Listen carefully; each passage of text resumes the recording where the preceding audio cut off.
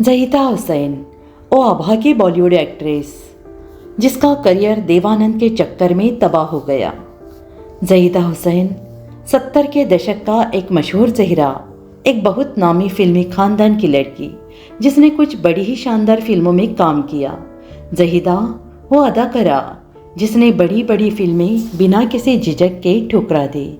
Film industry का भुलाया जा चुका वो नाम जिसकी बुआ किसी ज़माने में भारतीय फिल्म इंडस्ट्री की सबसे टॉप एक्ट्रेस थी और जिसका भाई आज के ज़माने का बहुत बड़ा स्टार है। आज पेश है एक्ट्रेस ज़हीदा हुसैन की कहानी। ज़हीदा हुसैन के जीवन से जुड़ी कुछ प्रोफेशनल और पर्सनल बातें आज हम और आप जानेंगे। ज़हीदा का जन्म हुआ था 9 अक्टूबर 1944 को मुंबई में।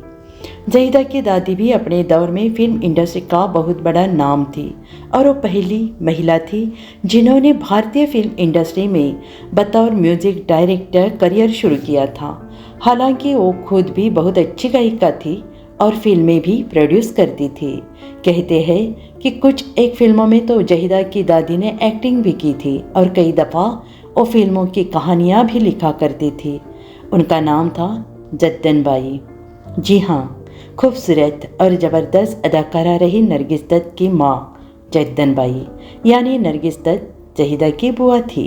हालांकि नरगिस दत्त ज़हीदा की सगी बुआ नहीं थी।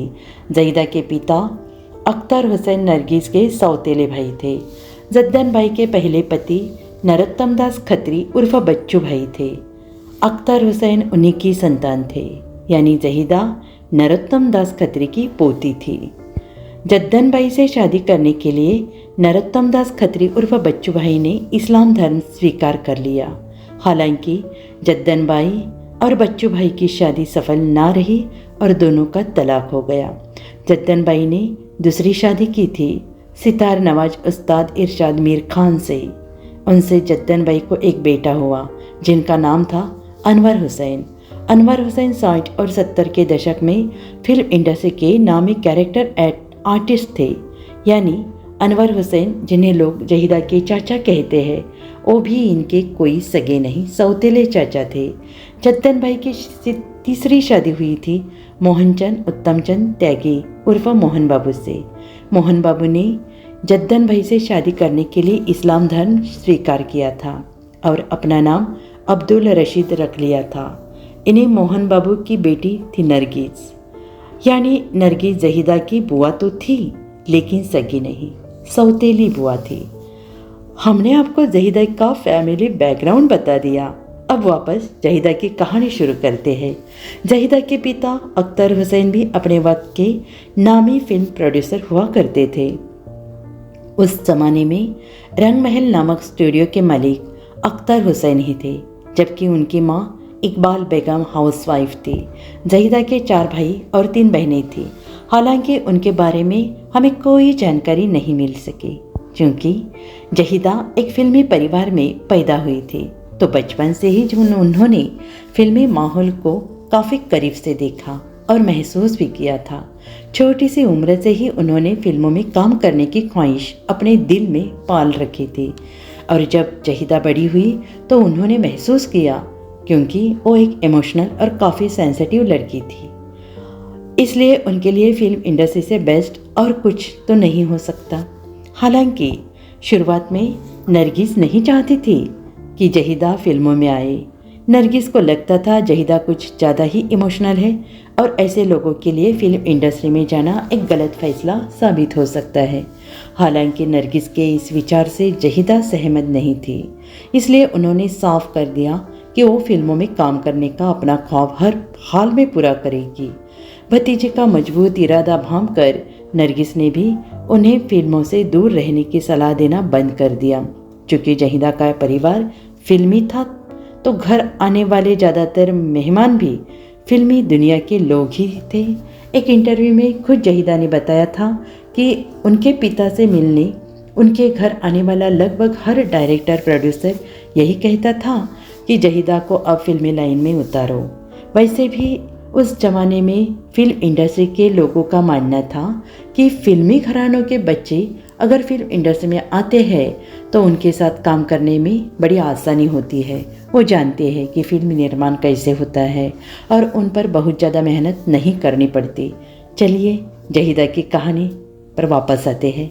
तो कुछ हुआ यूँ कि जब प्रोड्यूसर और डायरेक्टर जहीदा को फिल्मों में काम करने के लिए काम देने की बात करने उनके पिता अख्तर हुसैन से कुछ ज़्यादा ही कहने लगे, तो एक दिन उन्होंने खुद ही जहीदा से कहा कि किसी दिन फ्री टाइम में तुम हमारे स्टूडियो जाओ, वहाँ अपना एक फ़ोटो सेशन करवाओ। दरअसल अख्तर हुसैन जानना चाहते थे कि आखिर क्यों फिल्म इंडस्ट्री के लोग जहीदा को फिल्मों में देखने के लिए इतने उत्सुक है।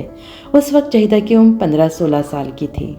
पिता के कहने के मुताबिक एक दिन जहीदा स्टूडियो पहुंच गई, जहां उनकी मुलाकात उसी वक्त के नामी सिनेमेटोग्राफर फली मिस्री और डायरेक्टर राज खोसला से हुई। फली मिस्री से जहीदा ने कुछ तस्वीरें खींच ली। फली मिस्री को जहीदा की तस्वीरें बहुत पसंद आई। अगले ही दिन सुबह उन्होंने जहीदा के पिता से कहा कि एक नई फिल्म बना रही है जिसका नाम है साजन की गलियाँ। जहीदा को उसमें हीरोइन का रोल मिल रहा है, तुम कहो तो मैं प्रोड्यूसर को हाँ कह दूँ। अख्तर हुसैन ने वो ऑफ़र स्वीकार कर लिया, लेकिन अफसोस बजट की कमी की वजह से वो फिल्म कभी बन ही नहीं पाई।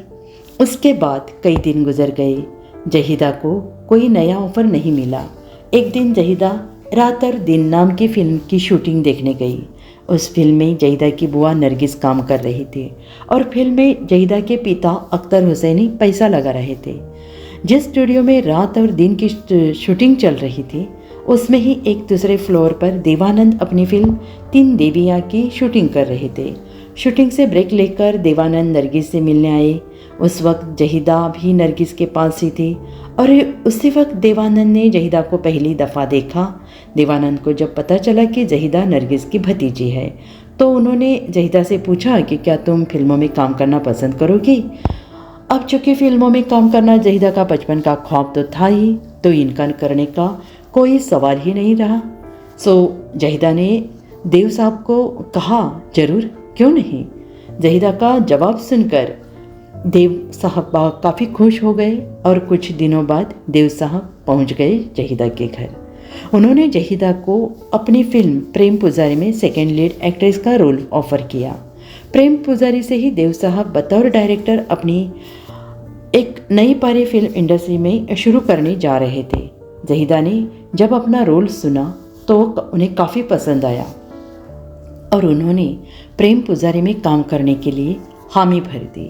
फिल्म की शूटिंग शुरू तो हो गई और दुनिया के कई देशों में इस फिल्म के लिए जहीदा को देव साहब और फिल्म यूनिट के साथ ट्रैवलिंग करना पड़ा। लेकिन काफ़ी मेहनत करने के बावजूद भी प्रेम पुजारी की शूटिंग कंप्लीट करने में देवानंद को काफ़ी बहुत वक्त लगा। इसी बीच डायरेक्टर LB लक्ष्मण भी जहीदा के पास अनोखी रात फिल्म का ऑफर ले आए। उस फिल्म में संजीव कुमार और परीक्षित साहनी थे और फिल्म के डायरेक्टर थे आशीष सेन, जबकि फिल्म की कहानी लिखी थी ऋषिकेश मुखर्जी ने। जहीदा ने अनोखी रात साइन कर ली। एक इंटरव्यू में इस फिल्म के बारे में बात करते हुए जहीदा ने कहा था, उस वक्त Sanjeev Kumar big grade actor हुआ करते थे। वो खुद भी संजीव कुमार के साथ काम करना नहीं चाहती थी, लेकिन जब उन्हें पता चला कि फिल्म को ऋषिकेश मुखर्जी ने लिखा है और डायरेक्ट आशीष सेन होंगे तो उन्होंने फिल्म में काम करने के लिए हामी भर दी। प्रेम पुजारी की शूटिंग रुकी हुई थी, इसलिए जहीदा ने अनोखी रात की शूटिंग शुरू कर दी। शूटिंग कंप्लीट हुई और साल 1968 में अनोखी रात रिलीज भी हो गई, जबकि जहीदा की साइन की पहली फिल्म यानी देवानंद की प्रेम पुजारी अनोखी रात के 2 साल बाद साल 1970 को रिलीज हुई। अनोखी रात तो बॉक्स ऑफिस पर एवरेज ही रही, लेकिन प्रेम पुजारी का खूब चर्चा हुआ। जहीदा के किरदार और उनके काम को काफ़ी पसंद किया गया। हरे रामा हरे कृष्णा के बाद देवानंद अपनी दुनिया में बिजी हो गए। जहीदा को फिल्मों के ऑफर्स मिलने बंद हो गए। बड़ी मुश्किल से उन्होंने 3 चोर 1971 और प्रभात 1973 नाम की 2 फिल्में मिली थी, लेकिन दोनों ही फ्लॉप हो गई। जहीदा का हौसला वहीं टूट गया। उन्होंने अपने प्रेमी और बिजनेसमैन केसरी नंदन सहाय से शादी कर ली और फिल्म इंडस्ट्री को हमेशा हमेशा के लिए छोड़ दिया। शादी के बाद जहीदा शिकवा 1974 और नीलिमा 1975 नाम की फिल्मों में भी दिखी, लेकिन ये उनके करियर का अंत ही साबित हुआ। केसरी नंदन सहाय और जहीदा के 2 बेटे हैं, नीलेश सहाय और ब्रिजेश सहाय। इनका बेटा नीलेश सहाय फिल्म इंडस्ट्री में एक्टिव है, हालांकि उनका करियर अभी तक कुछ खास नहीं रहा है।